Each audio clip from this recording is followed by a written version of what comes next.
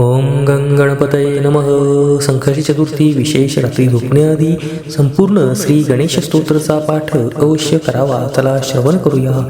श्री गणेश स्तोत्र. नमस्ते विघ्नराजाय भक्तविघ्नहराय च अभक्तेभ्यो विशेषेण विघ्नदाय नमो नमः.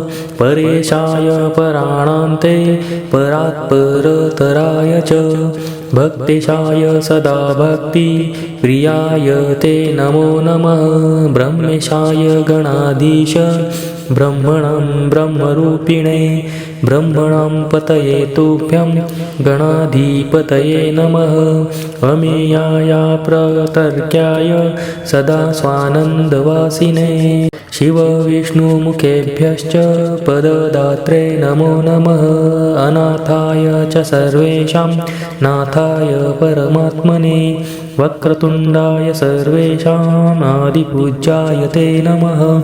विनायकाय वीराय शूर्पकर्णाय ढुण्डये गजाननाय चिन्तामणये हेरम्बते नमः.